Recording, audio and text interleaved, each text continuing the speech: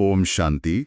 प्यारे रूहानी भाई बहनों, आज हम 25 अप्रैल 2026 की बाबा की मुरली के अनमोल मधुर महावाक्य सुनेंगे। जी, ओम शांति। आज के इस रूहानी विचार सागर मंथन की शुरुआत हम एक बहुत ही गहरे अनुभव से करते हैं।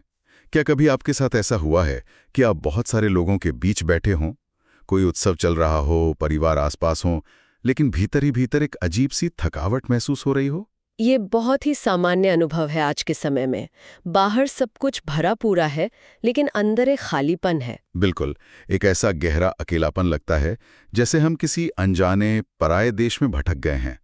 और आज हम जिस दर्शन पर चर्चा करने जा रहे हैं वो हमें बताता है कि ये खालीपन कोई साधारण मनोवैज्ञानिक थकान नहीं है। सही कहा आपने। ये थकावट हमारी आत्मा की अपने उस वास्तविक घर के लिए, उस मूल ऊर्जा स्रोत के लिए एक बहुत गहरी पुकार है। हम जीवन भर इस खालीपन को दुनिया की अलग अलग चीजों से भरने की कोशिश करते हैं। कभी हम इसे रिश्तों से भरना चाहते हैं, कभी धन दौलत से, तो कभी पद और सफलता से। जी, लेकिन वो आंतरिक थकावट दूर नहीं होती। आज के महावाक्यों में बाबा ने इस अवस्था का बहुत ही स्पष्ट उत्तर दिया है। वो पुकार इसलिए है क्योंकि हम सचमुच एक पराये देश में हैं। पराये देश से मतलब जिसे आध्यात्मिक भाषा में रावण राज्य कहा गया है। बिल्कुल, और रावण राज्य का अर्थ कोई पौराणिक स्थान नहीं है। ये वो मानसिक अवस्था है, वो दुनिया है जहां हर चीज विकारों से, स्वार्थ से और अहंकार से ग्रसित हो चुकी है। कितना सुंदर विचार है ये। और आज की हमारी चर्चा का मूल आधार यही है कि वो दूर देश का रहने वाला परमपिता इस पराये देश में हमें वापस अपने मीठे घर की शांति में ले जाने के लिए आ चुका है। ये विचार ही अपने आप में कितनी बड़ी राहत देता है।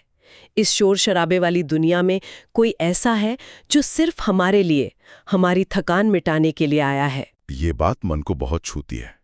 लेकिन जब हम पिता के आने की बात करते हैं तो यहाँ एक बहुत बड़ा वैचारिक द्वंद्व भी सामने आता है। दुनिया में अधिकांश लोग या दर्शन ये मानते हैं कि आत्मा सो परमात्मा। जी, ये एक बहुत ही प्रचलित धारणा है। यानी वे मानते हैं कि हमारे भीतर ही वे परम सत्य है, हम खुद ही भगवान हैं। तो अगर हम खुद ही परमात्मा हैं तो फिर ये थकावट क्यों महसूस होती है? क्या यह खुद को ही ईश्वर मान लेने की बात हमारी अपनी कोई सूक्ष्म इच्छा है? ये बहुत ही विचार करने वाली बात है। अगर हम इसे तर्क और सत्य की कसौटी पर परखें तो आत्मा सौ परमात्मा कहना वास्तव में एक आध्यात्मिक भ्रम है। बाबा कितनी सहज भाषा में ये गहरी बात समझाते हैं कि दोनों के स्वरूप में समानता जरूर है। यानी आत्मा और परमात्मा दोनों ही आकार में एक जैसे हैं। बिल्कुल, दोनों ही अति सूक्ष्म ज्योति बिंदु हैं, एक चमकते हुए सितारे के समान। लेकिन उनकी अवस्था और उनके कर्मों में जमीन आसमान का अंतर है। आत्मा इस सृष्टि के नाटक में आती है, शरीर धारण करती है। वो पूरे 84 जन्मों के चक्र से गुजरती है। सही कहा। अब जाहिर है, जब कोई भी ऊर्जा कर्मों में बार बार इस्तेमाल होगी तो उसकी शक्ति कम तो होगी ही। आत्मा धीरे धीरे सतो प्रधान अवस्था से, यानी अपनी 100% शुद्ध ऊर्जा से गिरकर तमो प्रधान और थकी हुई अवस्था में आ जाती है। लेकिन परमात्मा वो मूल स्रोत है जो जन्म मरण के इस थका देने वाले चक्र में कभी नहीं आता। जी, वो सदा पावन है, ज्ञान का अथाह सागर है। तो क्या हम इसे ऐसे समझ सकते हैं कि परमात्मा वो असीमित ऊर्जा का सागर है जिसमें कभी कोई गिरावट नहीं आती? अगर हम रोजमर्रा के जीवन से एक बहुत ही साधारण उदाहरण लें तो ये हमारे मोबाइल की बैटरी और चार्जर जैसा लगता है। ये बहुत ही सटीक और समझने में आसान उदाहरण है। जब हमारी आत्मा रूपी बैटरी अपने मूल घर परमधाम से आती है तो वो पूरी तरह से चार्ज होती है, 100% शांत, पवित्र और आनंदित। जी, वो आत्मा की सतो प्रधान अवस्था होती है। लेकिन जैसे जैसे हम जन्म लेते हैं, शरीर रूपी डिवाइस बदलते हैं, अलग अलग रिश्ते निभाते हैं, तो वो बैटरी धीरे धीरे डिस्चार्ज होने लगती है। ये ऊर्जा का बिल्कुल यथार्थ विज्ञान है। अब जरा इस बात पर ठहर कर विचार करें, क्या एक डिस्चार्ज हो चुकी बैटरी खुद को चार्जर कह सकती है? बिल्कुल नहीं। अगर बैटरी ही चार्जर होती तो वो कभी खत्म ही क्यों होती? सही कहा आपने। इसीलिए खुद को परमात्मा मान लेना तर्कसंगत नहीं है। जब आत्मा जन्मों के चक्र में आकर पूरी तरह से खाली हो जाती है, पतित बन जाती है, तब उसे फिर से चार्ज करने के लिए एक बाहरी और अनंत ऊर्जा स्रोत की आवश्यकता होती है। और वो अनंत स्रोत परमात्मा है। जी, वो ज्ञान और शक्तियों का सूर्य है। वो ओरिजिनल पावर सोर्स है जो कभी डिस्चार्ज नहीं होता। ये बात तो बहुत स्पष्ट हो गई कि बैटरी को चार्जर की जरूरत है। लेकिन यहाँ एक और गहरा सवाल उठता है। अगर वो चार्जर है तो वो हमेशा उपलब्ध क्यों नहीं रहता? ये बहुत स्वाभाविक प्रश्न है जो कई रूहानी जिज्ञासुओं के मन में आता है। आज की मुरली में बाबा कहते हैं कि परमात्मा युगे युगे नहीं आते बल्कि सिर्फ कल्प के संगम युग पर आते हैं। अगर दुनिया को उनकी इतनी जरूरत है तो वो हर युग में आकर आत्माओं की बैटरी क्यों नहीं चार्ज कर देते? इस रहस्य को समझने के लिए हमें संगम युग के महत्व को गहराई से देखना होगा। इसे ऐसे समझें कि जब तक बैटरी में थोड़ी भी जान बाकी होती है, मनुष्य उसे खुद ही चलाने की कोशिश करता है। यानी जब तक हमारे अंदर थोड़ी भी शक्ति है, हम अपने ही प्रयासों से दुनिया को ठीक करने में लगे रहते हैं। बिल्कुल। संगम योग वो विशेष और बहुत छोटा सा समय है जो पुरानी पूरी तरह से डिस्चार्ज हो चुकी दुनिया यानी कलयुग के अंत और नई पूरी तरह से चार्ज्ड दुनिया यानी सतयुग की शुरुआत के बीच का पुल है। तो क्या इसका मतलब यह है कि परमात्मा आधी अधूरी मरम्मत का काम नहीं करते? सही कहा। वो तभी आते हैं जब आत्माओं की बैटरी अपने न्यूनतम स्तर पर आ जाती है, जब पूरी सृष्टि को एक नए सिरे से चार्ज करने की, संपूर्ण परिवर्तन करने की जरूरत होती है। कितना गहरा रहस्य है ये। यही वो समय है जब वो मूल स्रोत इस धरती के पावर ग्रिड से जुड़ता है। जी, और इसी समय वो आकर हमें ज्ञान देते हैं। लेकिन यहाँ एक और उलझन है। हम कह रहे हैं कि वो असीमित ऊर्जा का स्रोत है, वो जन्म मरण से मुक्त है। इसका मतलब है कि उसका अपना कोई भौतिक शरीर नहीं है? जी, वो निराकार है। तो एक निराकार ऊर्जा हम साकार मनुष्यों से संवाद कैसे करती है? वो इस प्राय देश में आकर हमें ज्ञान कैसे देता है और हमें अपना कैसे बनाता है? ये ईश्वरीय कार्य का सबसे अद्भुत और रहस्यमयी पहलू है। निराकार परमात्मा इस पतित दुनिया में कार्य करने के लिए किसी माता के गर्भ से जन्म नहीं लेते। इसके बजाय वो एक साधारण मनुष्य तन का आधार लेते हैं, जिसे हम प्रजापिता ब्रह्मा कहते हैं। बिल्कुल। बाबा इसे आध्यात्मिक भाषा में उद्धार का रथ कहते हैं। ये कितनी गहरी बात है अगर हम सोचें। भगवान किसी महान चमत्कारी के दिव्य रूप में प्रकट होकर हमें डराते नहीं हैं। वो एक बहुत ही सहज और मानवीय माध्यम चुनते हैं। जी, ताकि हम उनसे डरे नहीं बल्कि उन्हें महसूस कर सकें, उनके करीब आ सकें। ब्रह्मा के द्वारा ही वो हम बच्चों को अडॉप्ट करते हैं, ईश्वरीय गोद लेते हैं। ये ईश्वरीय गोद या अडॉप्शन का जो मनोविज्ञान है, ये मुझे बहुत गहराई से सोचने पर मजबूर करता है।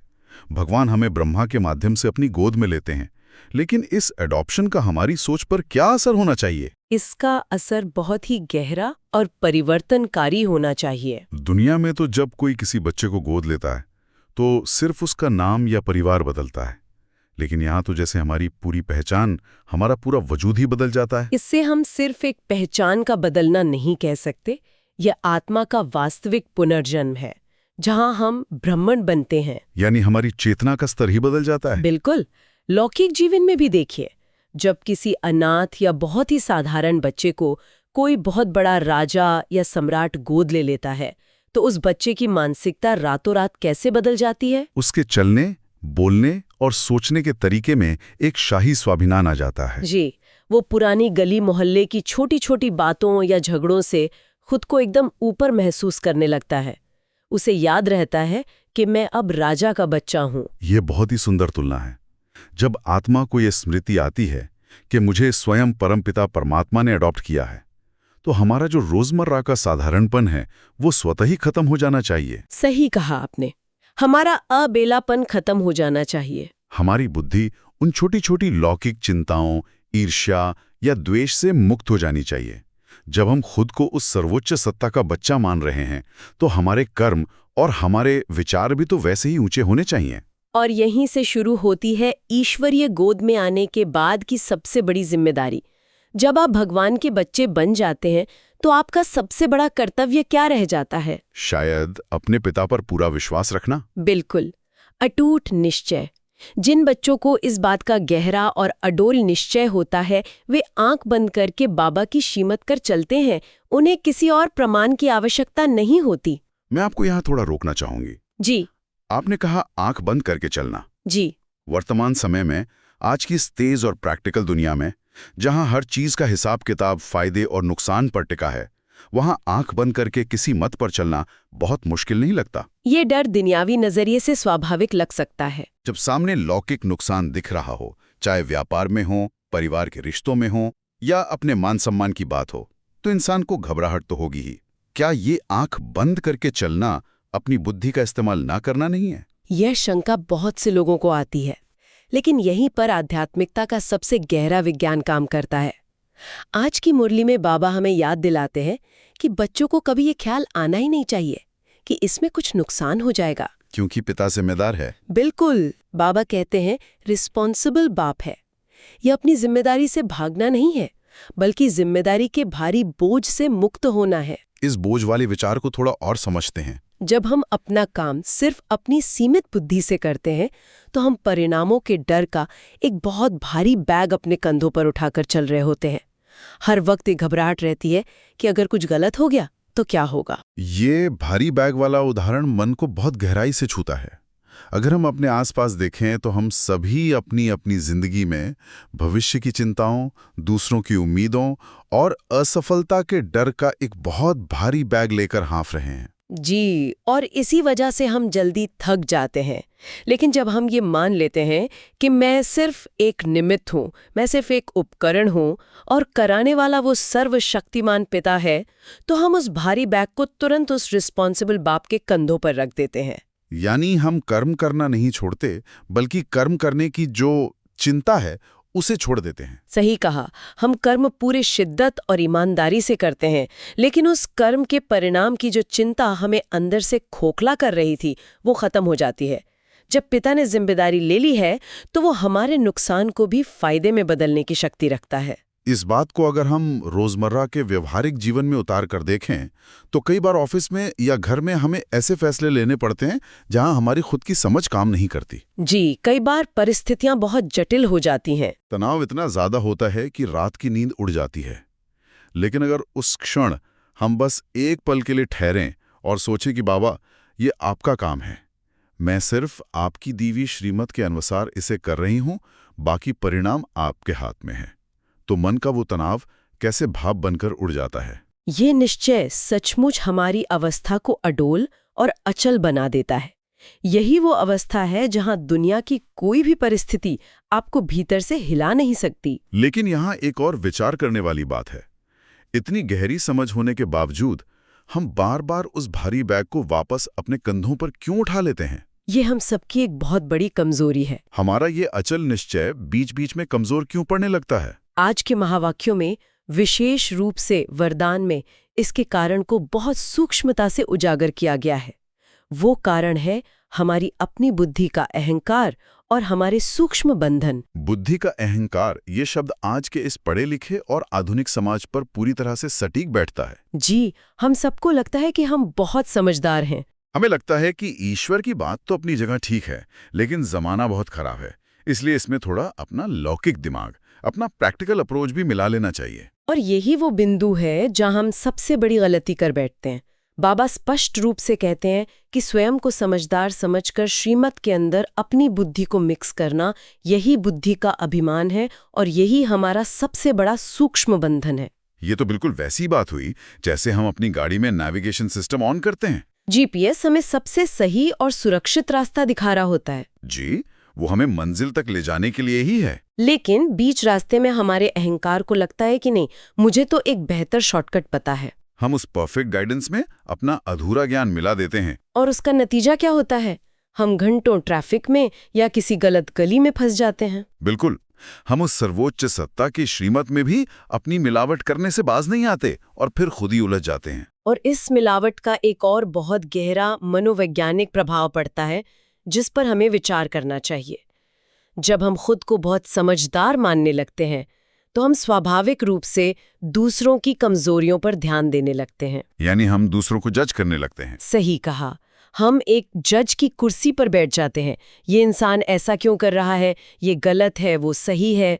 बाबा कहते हैं कि दूसरों की कमजोरी देखकर व्यर्थ संकल्प चलाना भी एक बहुत कड़ा सूक्ष्म बंधन है। ये तो हम दिन रात करते हैं। हमें लगता है कि हम किसी का विश्लेषण कर रहे हैं या हम दुनिया सुधार रहे हैं, जबकि वास्तव में हम अपनी ही ऊर्जा नष्ट कर रहे होते हैं। जी, हम अपनी ही आत्मा की बैटरी को बहुत तेजी से डिस्चार्ज कर रहे होते हैं। दूसरों की कमजोरियों को देखना हमारे ही मन को भारी करता है। तो फिर इस चक्रव्यूह से, इन सूक्ष्म बंधनों से बाहर निकलने का रास्ता क्या है? रास्ता बहुत ही सरल लेकिन बहुत गहरा है, जिसे आज के अव्यक्त इशारे में बताया गया है।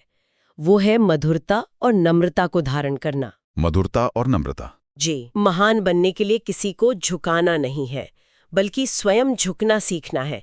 बाबा समझाते हैं कि अगर कोई अल्पकाल का मान शान चाहता है तो उसे मान देकर स्वयं निर्माण बन जाओ, टकराव पैदा न करो। इस बिंदु पर मैं थोड़ा और गहराई में जाना चाहूंगी, क्योंकि ये सुनने में आसान लगता है पर करने में बहुत मुश्किल। बिल्कुल, व्यावहारिक जीवन में यह एक चुनौती होती है। मान लीजिए आप किसी कार्यस्थल पर हैं, कोई व्यक्ति आपके काम का श्रेय लेना चाहता है या अपने पद के अहंकार में आपसे अनुचित सम्मान की मांग करता है। सामान्य मानवीय स्वभाव तो यही कहेगा कि इसका विरोध करो। जी, हमारा अहंकार कहता है कि इससे टकराओ, क्योंकि अगर हम झुक गए तो दुनिया हमें कमजोर समझेगी। तो ऐसे में उस अहंकारी व्यक्ति को सम्मान देना क्या हमारी हार नहीं है? यह हार बिल्कुल नहीं है, बल्कि यह एक बहुत ऊंचे स्तर की आध्यात्मिक समझदारी है। जरा गहराई से सोचिए, जो व्यक्ति अहंकार से भरा है और दूसरों से सम्मान मांग रहा है, वास्तव में वो भीतर से बहुत खाली और असुरक्षित है। यानी उसकी अपनी बैटरी पूरी तरह से ड्रेन हो चुकी है। बिल्कुल सही। इसीलिए वो दूसरों की ऊर्जा चूसना चाहता है, दूसरों से मान मांगकर अपनी खालीपन को भरना चाहता है। जब आप उससे टकराते हैं तो आप भी अपनी ऊर्जा नष्ट करते हैं और उसी के स्तर पर आ जाते हैं। तो फिर हमें क्या करना चाहिए? जब आप उसे मान दे देते हैं तो आप हारते नहीं हैं, बल्कि अपनी मधुरता रूपी ढाल का प्रयोग करते हैं। मधुरता रूपी ढाल, ये बहुत ही शक्तिशाली शब्द है। यानी आप उसे वो दे देते हैं जिसके लिए वो तड़प रहा है, और ऐसा करके आप खुद को उस व्यर्थ के संघर्ष से आजाद कर लेते हैं। जी, आप उस सूक्ष्म बंधन से बच जाते हैं। ये तो ऐसा हुआ जैसे कोई बच्चा किसी खतरनाक चीज को खिलौना समझकर उसके लिए रो रहा हो। सही कहा, हम उससे जोर जबरदस्ती नहीं करते। बिल्कुल, हम बहुत प्यार से उसे कोई दूसरी चीज थमा देते हैं और वो खतरनाक चीज धीरे से ले लेते हैं। उसी तरह क्षमा भाव और परोपकार की भावना से सामने वाले को सच्चा सम्मान देकर हम उसे अंदर से शांत कर सकते हैं। और ये कोई कमजोरी नहीं है, ये तो बहुत बड़ी आंतरिक शक्ति है। सच में झुकने के लिए बहुत साहस चाहिए होता है। और जब हम इस तरह से मधुरता और नम्रता से पेश आते हैं तो सामने वाला व्यक्ति खुद ही अपने व्यवहार के प्रति सचेत होने लगता है। सच्चा परिवर्तन कभी भी टकराव से नहीं आता, बल्कि आपकी अडिग नम्रता सामने वाले का हृदय परिवर्तन कर सकती है। कितना सुंदर विचार है ये। और इसी विचार को जीवन में उतारने के लिए आज का स्लोगन हमें एक बहुत ही शक्तिशाली सूत्र देता है। बाबा कहते हैं, पहले सोचना फिर करना, यही ज्ञानी तू आत्मा का गुण है। पहले सोचना फिर करना, ये एक बहुत ही मजबूत ब्रेक है हमारे उस तेज दौड़ते हुए बेचैन मन के लिए, जो हर बात पे तुरंत प्रतिक्रिया देना चाहता है। जी, जो बिना सोचे रिएक्ट कर देता है। कर्म करने या कुछ भी बोलने से पहले सिर्फ एक पल रुककर अपने आप से पूछना, क्या ये विचार मुझे बंधनों में तो नहीं बांधेगा? क्या मेरी ये प्रतिक्रिया मेरे उस दूर देश के पिता की शिक्षाओं के अनुरूप है? ये एक पल का ठहराव ही हमें साधारण इंसान से एक ज्ञानी आत्मा बनाता है। अगर हम आज के इस पूरे रूहानी विचार सागर मंथन को एक सुंदर माला की तरह पिरोएं, तो आज हमने सचमुच बहुत से गहरे रहस्यों को खोला है। जी, आज की मुरली बहुत ही गहरी थी। हमने देखा कि आत्मा और परमात्मा एक नहीं है, बल्कि आत्मा वो बैटरी है जिसे संगम युग पर उस आनंद ऊर्जा स्रोत से जुड़ना ही पड़ता है। और हमने ये भी समझा कि कैसे भगवान ब्रह्मा के साधारण माध्यम से हमें अडॉप्ट करके एक बिल्कुल नई और रूहानी पहचान देते हैं। और सबसे अहम बात जो आज मन को छू गई, हमने सीखा कि परिणामों के डर का भारी बैग उस रिस्पॉन्सिबल पिता को सौंप देना है, अपनी बुद्धि की मिलावट और अहंकार को छोड़कर। बिल्कुल। और इस दुनिया में बहुत ही मधुरता और नम्रता के साथ जीना है, टकराव से बचना है। सही कहा।